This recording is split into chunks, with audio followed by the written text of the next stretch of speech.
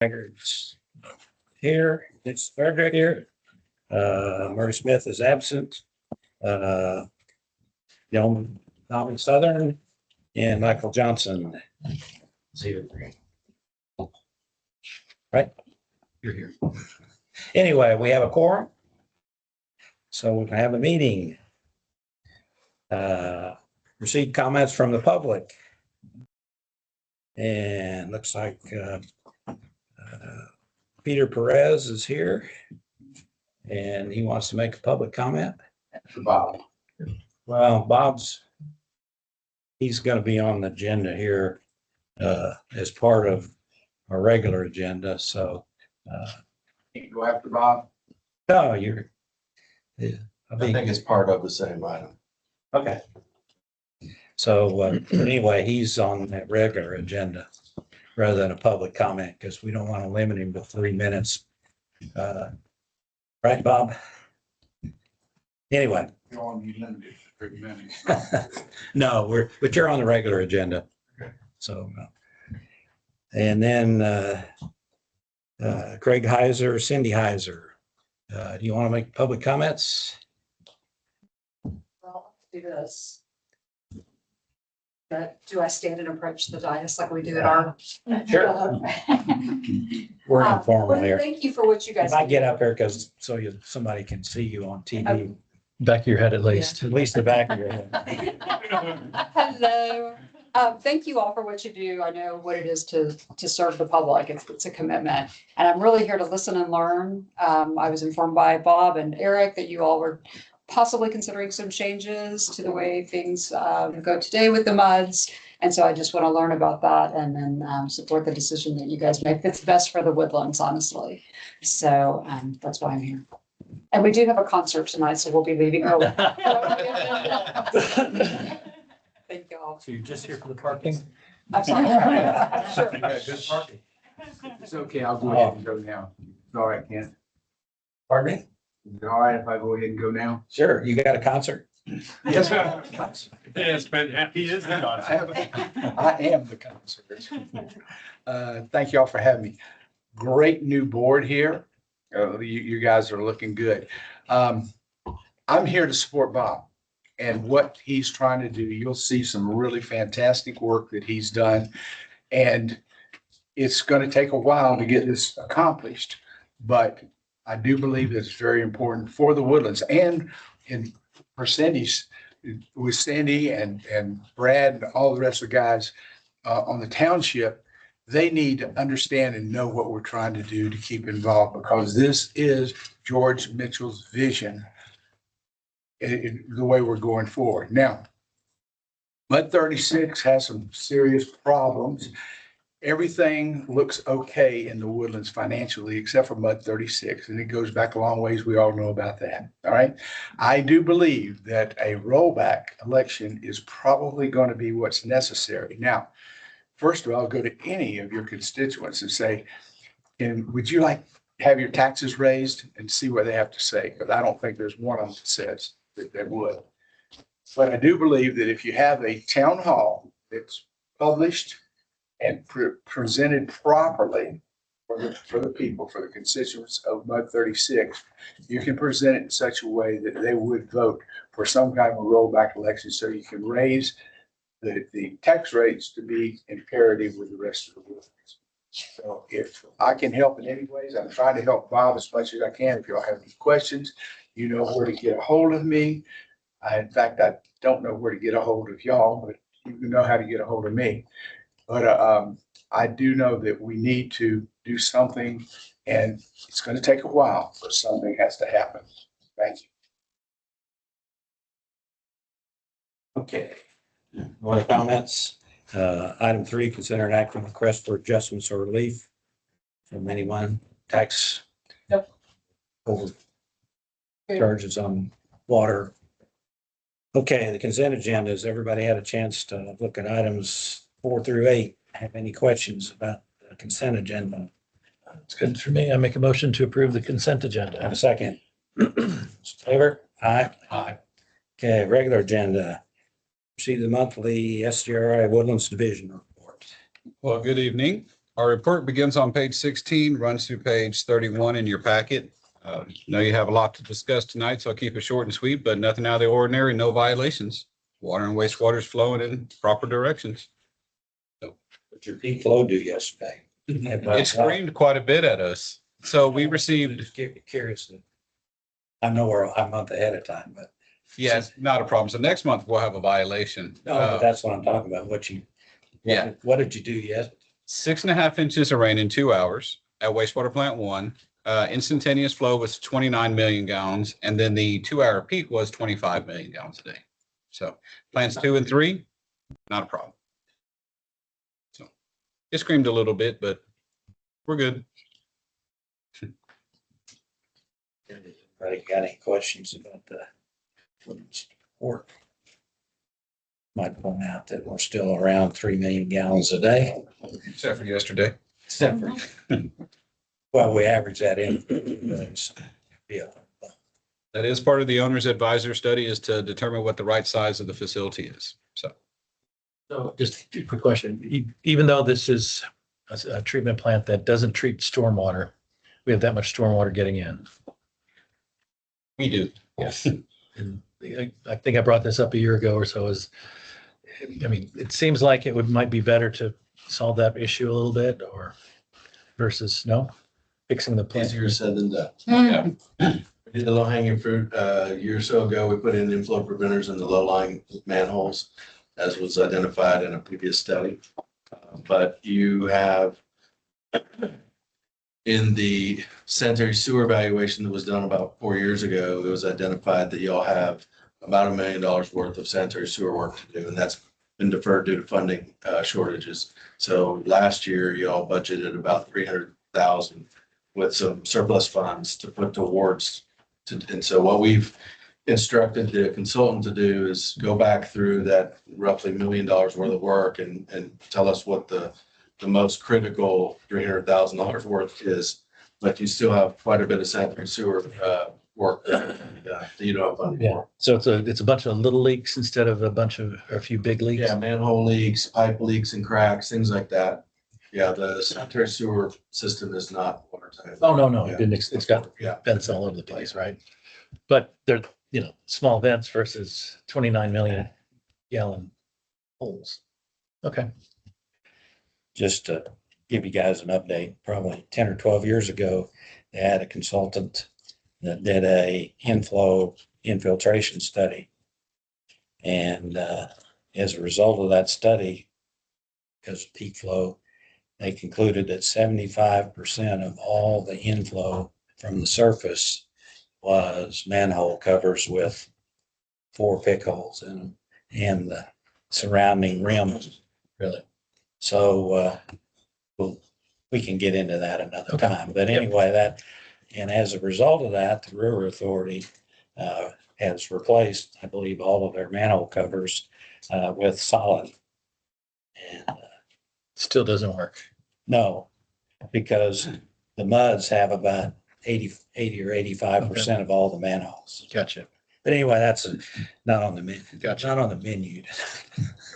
But we'll get into that with our new directors. Okay, thank you, Chris. Anything else? No, sir, but I do have the next item. I can turn it over to Haley if you'd like. Okay. And I think Haley gave a detailed presentation at the trustees meeting, and Eric's emails requested everybody to look at the video of that meeting to see if they had any questions of Haley. And so if you want to give us our abbreviated presentation tonight. Yes, so I have just 2 highlights, the timeline and the rates that we're bringing. If y'all have any questions or want me to go in more detail, I'm happy to do that. But as Kent pointed out, it's on the trustees recording the full presentation there with some good questions and everything. So the 2 highlights I have for y'all today is just informational. And then in July, we will come back and ask you to direct your trustee to vote at the August trustees meeting. And then it goes to the SRA board at the end of August, so that the budget is effective September 1st. Second highlight is the rate. So we are proposing a 1% rate increase this year. So the water rate will go to $2.75. That's a 1% increase, but a 2-cent increase. And then the wastewater rate will go to $5.70. That's the 1% increase, but it's 5 cents on the rate. And then the third rate we have is the surface water conversion rate that you see on your water bills. And that one we're proposing to go to $2.83. And that is completely driven off the blend ratio changing to 55% surface water and 45% groundwater. So the GRP rates are staying the same from what they are currently. Y'all have any questions on here? Questions? Thank you, Haley. Thank you. Okay.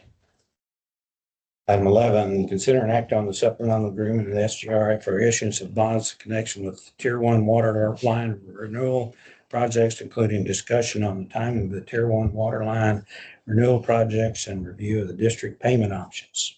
You're defer on that tonight, so we're covering that with the trustees, and then once we get direction from the trustees on that, we'll bring that to the MUD. So defer on that tonight, we'll keep it on the agenda for next month. This is for the new board. This is the two approved water line replacements in town center. And so eventually we have to pay for that. So, but this is what we're talking about, is that process. Okay, Bob, item 12, is there an act on the consolidation of the floods? For those of you who don't know me, 6 and 6. my name is Bob Lilac. I'm educated as a mechanical engineer, advanced degrees in industrial management and economics. I've been on MUD boards as a director, president, and trustee for over 15 years. And it's a subject that's dear to my heart. I'm no longer a member because my wife and I decided to move from our beautiful, beautiful home in Grogan's Point to independent living. And it's half the size of our former house. And people ask me, well, how do you like it? I say, I like it half as much. So I was also heavily involved in the consolidation of MUD 2 and MUD 40 to form MUD 1. And I've been a professional consultant working for some of the largest consulting firms in the US for many years, and then had my own consulting firm too. So that's a little background why I still enjoy doing this kind of stuff. A little bit of background. It started in January when about 7 of us who have had a lot of MUD experience got together to talk about consolidating all of the MUDs in the woodlands. This follows up a study that I did for Township Future a number of years ago related to incorporation. And at that time, it did not seem appropriate for all 10 MUDs to consolidate. So I updated that study. And you all don't have a copy of it, but I'm certainly willing to make it available. And it makes a lot of sense to consolidate all 10 MUDs, but there are a ton of problems associated with that. And so when we met again on June 12th to evaluate the study after getting the facts and analysis that they wanted, the conclusion is we should start small. And then the subject came up of looking at MUDs 1, 6, and 36. So that's what we're going to talk about here tonight. I don't know how much you know about the history of MUDs here in the woodlands, but their original, George Mitchell's original intent was to use MUDs strictly as a vehicle to raise money to finance infrastructure. And after that purpose has been solved, been accomplished, to dissolve the MUDs. That was his original intent. And I'm sorry, Dan Hauser, who was a banker and worked with George Mitchell on that, couldn't be here to give you a little more history, but he'd take 10 minutes to do it. So with near build out, that purpose has been served, but we're still stuck with now 10 MUDs before we consolidated MUD 2 and 40. You had 11, not counting mud 386 in Creekside. And as most of you know, we've got now a total of 50 directors, but Woodlands Water has only 30 employees. So if my arithmetic is correct, we have more directors, 1.5 directors per employee. And that simply doesn't make sense. Consolidation would greatly help reduce this, what I call burdens, overburden management structure. And unlike most MUDs in Texas and the 5 other states that have MUDs, Woodlands Water does all, as you know, Woodlands Water does all the heavy lifting. Many other MUDs like MUD 386 partners with 387 that have their own facilities for water and wastewater, or MUD 89 in Montgomery County. They have their own facility and own employees. So we're a bit unique, very unique in that sense. So what's left for MUD directors to do? Well, it's to set budgets, tax rates, wastewater rates, and handle relatively minor problems, all of which could just as easily be accomplished by the staff on Woodlands Water. So basically, Woodlands Water could easily function without MUDs, but I should have capitalized the word but. There are political and legal obstacles. The number one problem is the conflict with the Texas Constitution, where Article 8 says that every taxing district must apply a single rate to all the residents or people in that taxing district.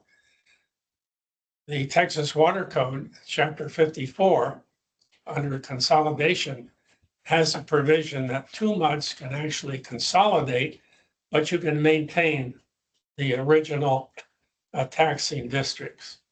So this is, there's never been a situation where this has actually happened, because MUD 2 and 40 had similar tax rates, so there was no need to have 2 separate taxing districts.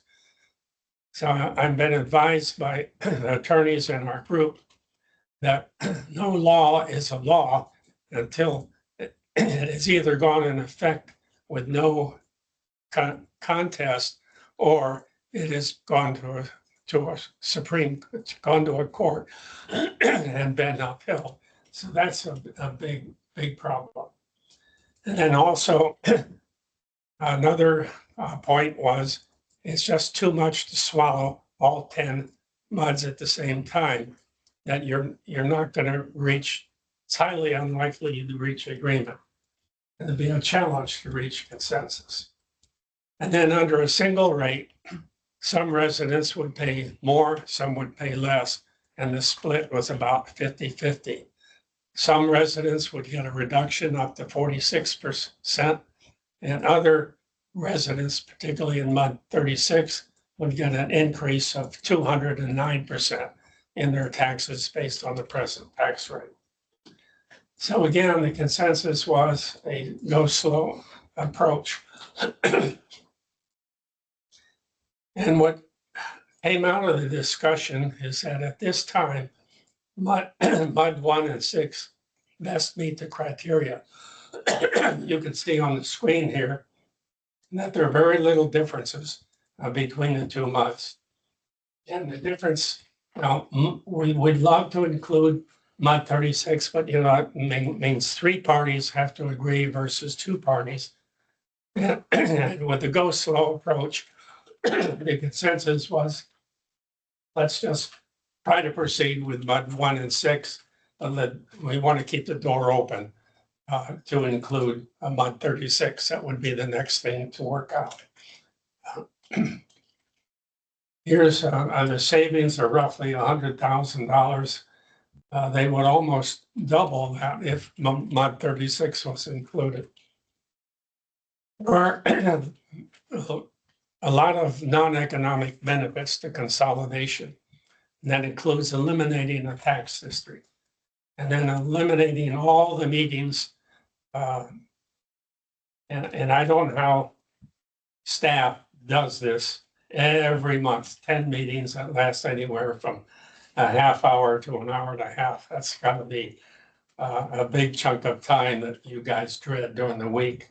And that's why Shelley takes vacation as much as she can to get away from that. So this would allow devoting more staff time for resident services. And I've already mentioned it would reduce the burdensome oversight from 50 directors. And these meetings are so repetitive. Consolidation would also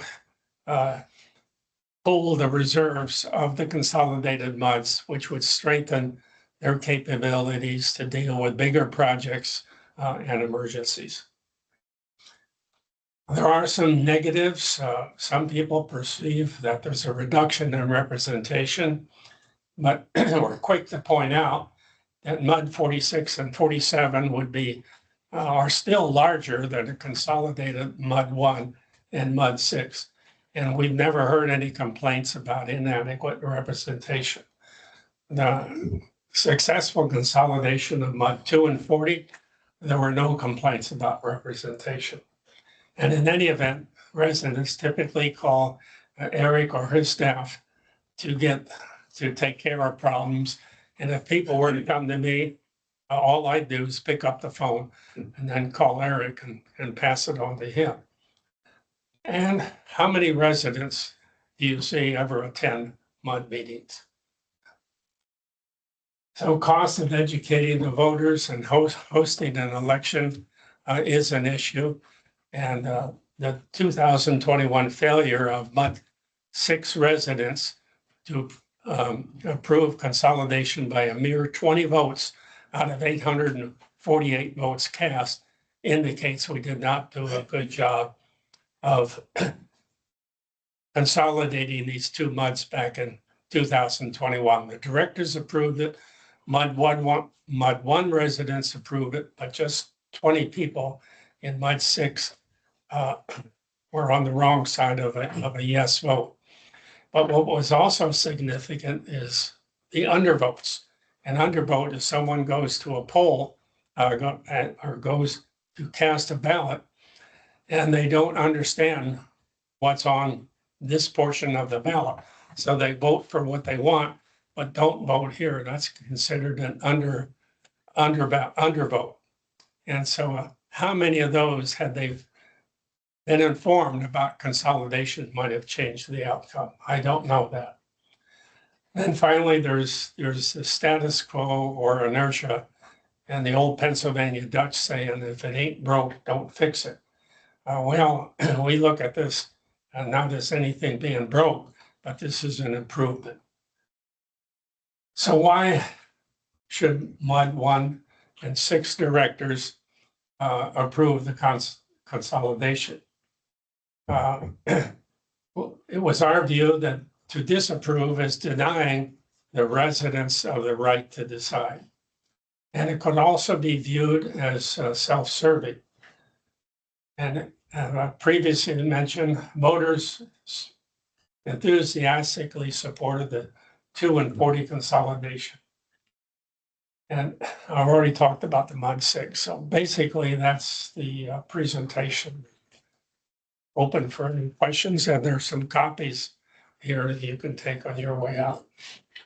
Bob, you sent some detailed bunch of data that I guess Shelley passed on to me, but not to everybody else. Or did y'all get a copy of? This is the study I did on, supposedly it was sent to every director on MUD 1, 6, and 36. We have a copy of that. Hard copy tonight. You can take this one. So we don't have a hard copy tonight to look at. I know I definitely saw it. Okay, So if anyone wants another copy, let Shelley know. She has it on her computer. So I don't know, no, go ahead. You I got don't a know if I question? heard this right. I don't think I really heard a business decision as much as a manpower decision that you're trying to make. Is that correct? Well, it is a business decision related to management. But then you said 36 taxes would go up 204%. Would be, So if you had a single rate of all 10 MUDs, the residents in MUD 36 would have a 200% increase because your rate is so much lower.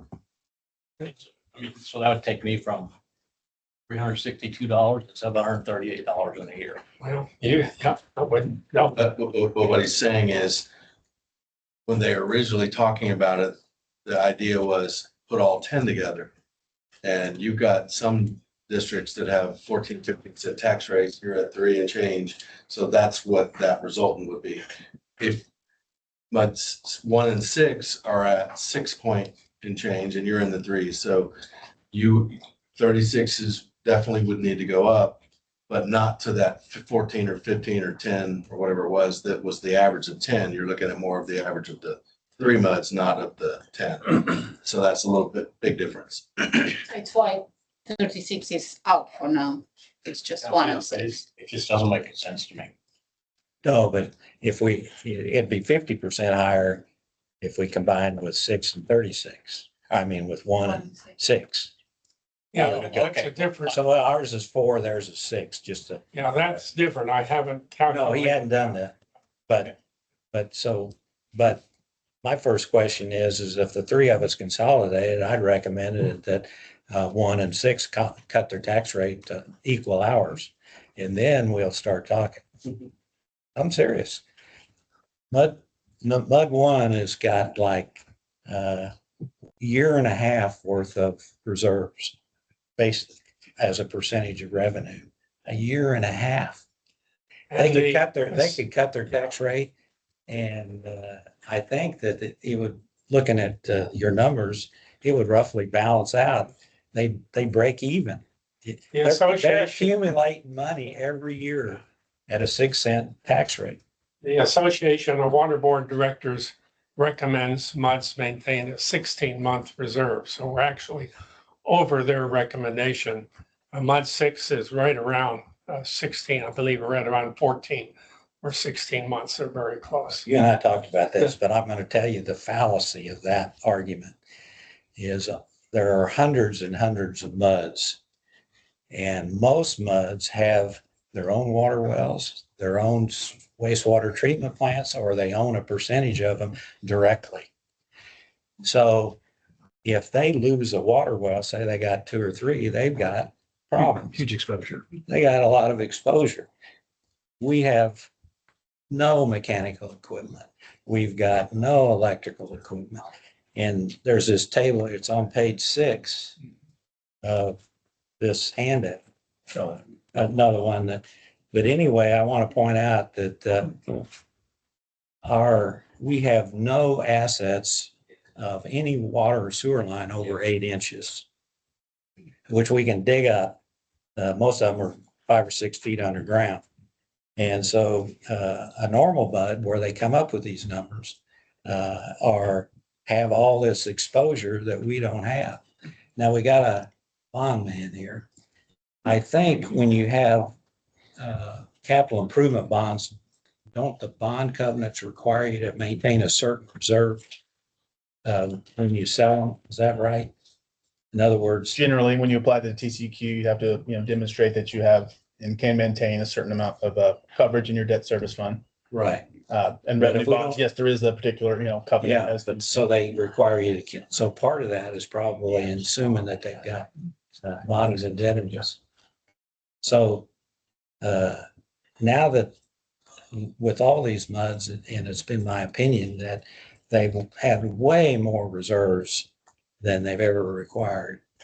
And I'll have asked Eric and Jim Stinson, our previous general manager. Well, I think that's a Okay. subject to be resolved. I mean, I don't think it's appropriate here to talk about it. I understand. So MUD 1 directors disapproved bringing it to the voters. And so in our opinion, they denied the right of voters to decide. But several of us, there's 2 directors on MUD 1 that are really going to come back at it again next month. And I'm going to be working with them. We're going to try to change their minds. because these two directors, there's three directors. One of them has 1 month experience and he voted no. He doesn't understand the subject at all. The other two directors have only 2 years' experience. And so they're telling all of us who have 15 and more years that we're wrong and that we shouldn't consolidate at this time. So, but that's a whole nother subject. But hopefully we can get that resolved and then move ahead. And then we want to invite 36 to the party. I mean, that's. Well, I got a question. Yeah, go ahead. So you talk about them coming down to our rate. Yeah. And I went in, I mean, I'm just starting to look at the data. I looked at the balance sheet. It looks pretty darn strong for 36. So I don't understand Well, why we. No, it's not. We got, no, but that's, Eric and I don't agree. That's why I say we get back to this same old thing about MUDs is the MUDs are unique in the fact that we don't have any Yes. exposure on the risk side. Except you have significant sanitary sewer No, line we don't. work that we've done that the analysis showed, and do not have the funds to do it. I, consultants say, experts say, consultants say. But anyway, I don't, No, the. Anyway. It's done. yeah, okay, but anyway, so we've actually in the last couple of years, because of help from the River Authority, because we overpaid, we've got about $500,000 worth of refunds from the River Authority because of their requirement that the River Authority, they maintain 90-day reserve, a 90-day reserve on their revenue, and they've got huge exposure. And the reason they have 90 days is the MUDs required them. Bob may remember they ended up in the MUDs, got after the River Authority for having all these excess funds. So now they're required to refund it if they end up with more than 90 days. MUD one's got 18 months and they got no exposure. Well, when we came up, we needed to put up $1 million for AMI meters. We just took it out of reserves and you guys had to issue a bond to cover it. So Hey, you know what happened? We had the lowest tax rate for 20 years. So I wasn't on the board when they had to issue the bonds, but it turned out that that was the best business decision they ever made, because all through the 2010s to 20, interest rates were zero. Yeah. Less than 1%, right, Morgan? and that is true. So all the extra money that our taxpayers, if they put their money in the S&P at 8%, our taxpayers times And 17. that is true. Back in 2010, our reserves were losing money because the interest rate on that was a fraction of 1%, where inflation was 2.5%. So that meant the value of our reserves were going down. Now it's flipped. We've got 4.5% interest on the bonds, and the inflation rate up until this year was right around 2.5%. Probably need to get back on Okay. topic, the consolidation. So Anyway, I just want to make one more point is the fact that they sold those bonds in 2021. They ended up and turned out to be really good, because right after that, the interest rates went up. So they got lucky. I'm talking about lucky, the fact that they I'll were let you able. all fight that out later, but thanks for your Quick attention. question to wrap it up. So right now, it looks like this is just something between 1 and 6. So far, yes. But anyway, my suggestion is go back and we'd be happy to talk to them if they want to cut their tax rates to I'll 4. be around. That's. Anyway, no, just, I'm serious, pass it.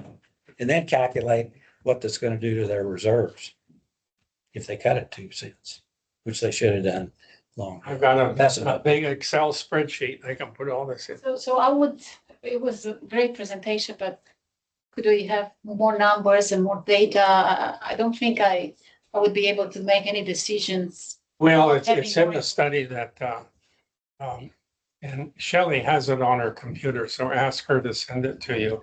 And it's a full study. Take that one. I got it. I looked at it, already printed it off. And if you want the big study, I can give that to Shelley too.